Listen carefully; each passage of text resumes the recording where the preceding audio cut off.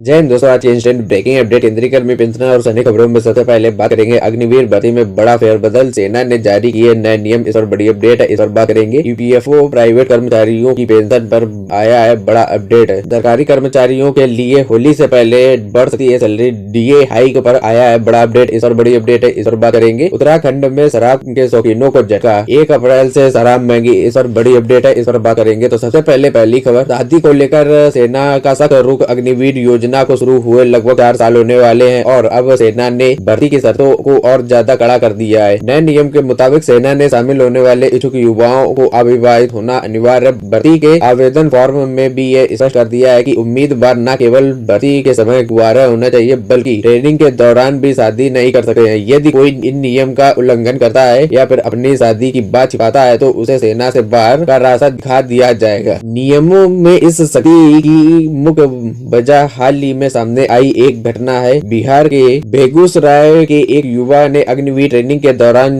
गुपचुप शादी कर ली। जब सेना को इस बारे में पता चला तो जब विभाग को पता चला तो हड़कंप मच गया। इसी के बाद 2026 से आगामी भर्तियों के लिए जारी नोटिफिकेशन में यह साफ कर दिया गया कि अगर झूठ बोलने वाले उम्मीदवारों से ट्रेनिंग पर सारा खर्च वसूला जाएगा, साथ ही सच्चाई छिपाने पर FIR भी दर्ज की जाएगी। इससे उम्मीदवार को जेल भी जाना पड़ सकता है। अपना विभाग सेना की भर्ती प्रक्रिया को पहले से ज्यादा पारदर्शी और आसान बनाने के लिए एक महत्वपूर्ण बदलाव किया गया है। पहले की व्यवस्था में युवाओं को भर्ती होने के लिए उनके विभाग या ट्रेड दिए जाते थे, लेकिन जब नई प्रक्रिया के तहत उम्मीदवारों को आवेदन भरते समय ही अपने पसंद का ट्रेड चुनने का मौका मिलेगा। इससे युवा को अपनी रुचि और काबिलियत के हिसाब से सेना के अलग अलग विभाग के लिए दावेदारी पेश कर सकेंगे। अग्निवीर स्कीम के तहत सबसे बड़ी खर्च 50% युवाओं को सेना में ईसाई करने को लेकर है। वर्तमान में सेना इस प्रक्रिया को सही ढंग से लागू करने के लिए मंथन कर रही है। सेना का यह सुनिश्चित करना चाहती है कि केवल सबसे योग्य और असुनिश्चित जवान ही इस ईसाई सैनिक के रूप में आगे बढ़े। अनुशासन के ही इन्हीं कड़े पैमानों में अविवाहित रहने की शर्त को भी सबसे ऊपर रखा गया ताकि ट्रेनिंग और सेवा के दौरान जवानों का पूरा ध्यान केवल देश की सुरक्षा पर ही केंद्रित रहे। वहीं दूसरी बड़ी खबर आई है, EFO प्राइवेट सेक्टर में नौकरी करने वाले कर्मचारियों की सैलरी स्लिप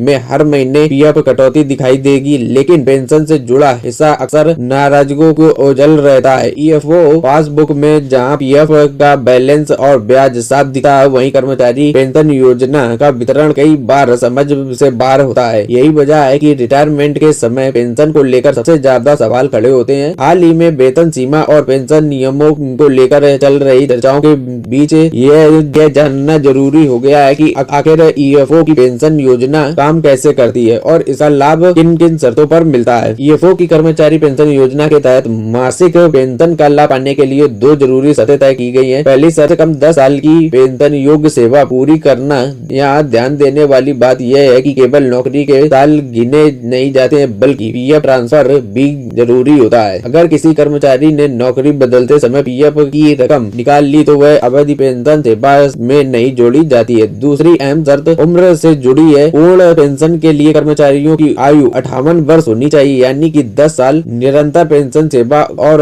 58 साल की उम्र पूरी होने पर ही कर्मचारी आजीवन मासिक पेंशन का हकदार बनता है। अधिकांश कर्मचारियों को यह लगता है कि उनकी पूरी PF कटौती उनके खातों में जमा होती है, जबकि हकीकत थोड़ी अलग है। कर्मचारियों की सैलरी से कटने वाला हिस्सा पूरी तरह से PF में जाता है, लेकिन नियोक्ता द्वारा जमा किए गए योगदान का 8.33% कर्मचारी पेंशन योजना में भेज दिया जाता है। यह योगदान सरकार तय वेतन सीमा के आधार पर ही होता है, न वास्तविक सैलरी पर होता है। इसी कारण से वेतन पाने के लिए कर्मचारियों की पेंशन EFO के नियम के अनुसार कर्मचारी 50 साल की उम्र के बाद पेंशन लेना शुरू कर सकता है, लेकिन इसे अली पेंशन माना जाता है। अगर कोई कर्मचारी 58 की उम्र से पेंशन शुरू करता है तो यह हर साल के हिसाब से पेंशन राशि में कटौती की जाती है। यह कटौती स्थायी होती है, जीवन भर कम पेंशन मिलती है। वही अगर कर्मचारी 58 साल के बाद अगर पेंशन न लेकर 60 साल का इंतजार करता है तो उसे बढ़ी हुई पेंशन का लाभ मिल सकता है। कई कर्मचारी को यह चिंता हो रही है कि अगर उनकी नौकरी 10 साल से पहले छूट गई तो पेंशन का पैसा खत्म हो जाएगा। हालांकि ऐसा नहीं है। अगर किसी कर्मचारी की कुल सेवा अवधि 10 वर्ष से कम है तो वह मासिक वेतन का पात्र नहीं बनता, लेकिन उसकी जमा राशि सुरक्षित रहती है। नौकरी छोड़ने की स्थिति में कर्मचारी एक मुक्त राशि का विकल्प चुन सकता है। इसलिए EFO को एक तरह सर्विस टेबल का इस्तेमाल करता है, जिसमें नौकरी के वर्षों के आधार पर एक फैक्टर तय करने वेतन से गुणा गुणा करके राशि का भुगतान किया जाता है। आज की तीसरी इंस्टेंट ब्रेकिंग अपडेट, सरकारी कर्मचारियों के लिए होली से पहले बढ़ सकती है सैलरी, डीए हाइक पर आया बड़ा अपडेट। केंद्र सरकार के कर्मचारियों और पेंशन के लिए राहत भरी खबर सामने आ रही है। श्रम एवं रोजगार मंत्रालय ने 2025 के लिए all India consumer price index industrial workers के आंकड़े जारी कर दिए गए हैं। इन्हीं आंकड़ों के आधार पर महंगाई भत्ता और महंगाई राहत की जाती है। मौजूदा ट्रेंड को देखते हुए कहा लगाया जा रहा है कि होली से पहले सरकारी कर्मचारी की जेब थोड़ी और भारी हो सकती है। जानकारों के मुताबिक 2026 में डीए और पेंशन के मिलने वाले डीआर के करीब 2% की बढ़ोतरी संभव है। दिसंबर 2025 में एआईसीपीआई आईडब्ल्यू का डाटा आने वाला है। बाद में यह अनुमान और मजबूत हो गया है कि सरकारी कर्मचारी पहले से ही बढ़ोतरी का ऐलान कर सकती है। गौरतलब की है कि 7 वेतन आयोग का कार्यालय 31 दिसंबर 2025 को खत्म हो चुका है, लेकिन 8वें वेतन आयोग की सिफारिशें लागू होने तक डीए की गणना 7वें वेतन आयोग के बेसिक के आधार पर ही की जाएगी। यानी कि नए वेतन आयोग के आने से पहले भी कर्मचारियों का डीए बढ़ोतरी का फायदा मिलता रहेगा। एआईसीपीआई आईडब्ल्यू यानी कि all India consumer price index industrial workers एक ऐसा सूचकांक है जो रोजमर्रा की वस्तुओं और सेवाओं की कीमतों में होने वाले बदलाव को दर्शाता है। इसे श्रम मंत्रालय हर महीने जारी करता है और केंद्र सरकार इसके लिए 12 महीने की औसत के आधार पर डीए तय करती है। दिसंबर 2025 में एआईसीपीआई आईडब्ल्यू का आंकड़ा 148.2 दर्ज किया गया है, जबकि 12 महीने का औसत 145.54 रहा है। इसी आधार पर डीए की गणना करीब 60.33% बैठी है। फिलहाल कर्मचारियों को 58% डीए मिल रहा है। ऐसे में 2% की बढ़ोतरी पूरी संभावना बनती है। आमतौर पर सरकार डीए की घोषणा राउंड फिगर करती है, इसलिए इसे 60% तक की जा सकता है। इससे पहले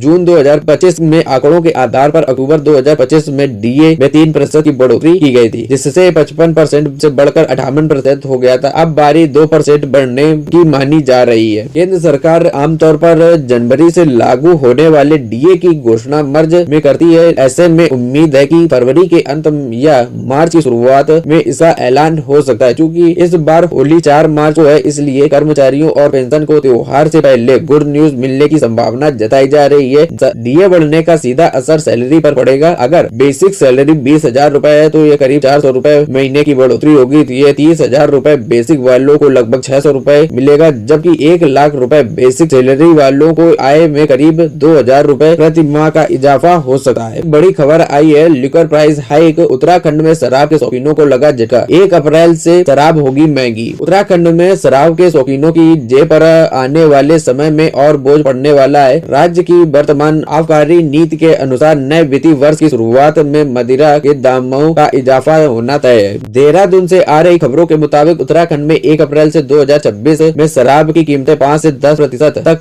बढ़ सकती है। दरअसल राज्य सरकार ने 3 साल के लिए आबकारी नीति तैयार की है। उसमें हर साल कीमतों को थोड़ा बढ़ाने के नियम को रखा गया है। इसी आधार पर आगामी वित्तीय वर्ष 2026-27 के लिए शराब के नए रेट तय किए जा रहे हैं। प्रदेश सरकार के लिए आबकारी विभाग कमाई का एक बड़ा जरिया है और इस साल के लिए 5,000 करोड़ रुपए ज्यादा का राजस्व जुटाने का लक्ष्य रखा गया है। नीति के तहत दुकानों का आवंटन 3 साल के लिए किया गया है, जिससे व्यापारियों को बार बार कागजी कार्रवाई से मुक्ति मिली। व्यवस्था के अनुसार हर साल अंग्रेजी शराब का दुकानें राजस्व 4% तक, देसी शराब के लिए 2% तक बढ़ोतरी जाएगी, जिसका सीधा असर ग्राहकों की बोतलों की कीमतों पर पड़ेगा। एक तरफ जहां भविष्य में कीमतें बढ़ने वाली हैं, वहीं दूसरी ओर वर्तमान में कई जगहों पर शराब महंगी बिकने की खबरें हैं। पिछले दिनों में टैक्स को लेकर कानूनी विवाद के बाद सरकार ने बढ़ी हुई दरें वापस लेने का आदेश दिया, लेकिन शिकायतें आ रही हैं कि दुकानदार अब पुराने महंगे रेट पर ही बिक्री कर रहे हैं। इस मुद्दे पर आबकारी आयुक्त अनुराधा पाल ने स्पष्ट किया है कि नीति के तहत वार्षिक बढ़ोतरी जो होगी, लेकिन यदि कोई दुकानदार तय रेट ज्यादा वसूली करता है तो उसे कड़ी कार्रवाई की जाएगी। सरकार का मानना है कि 3 साल वाली नीति से सरकारी खजाने में आने वाले पैसों में स्थिरता बनी रहेगी। दुकान के संचालन की निगरानी पहले से ही ज्यादा बेहतर हुई है और प्रशासन को उम्मीद है कि इस व्यवस्था में बढ़ोतरी से अवैध कारोबार पर लगाम लगेगी और सरकारी आय में भी निरंतरता बनी रहेगी। ये थी जानकारी इस वीडियो में। इतना ही। Thank you everyone. जय हिंद।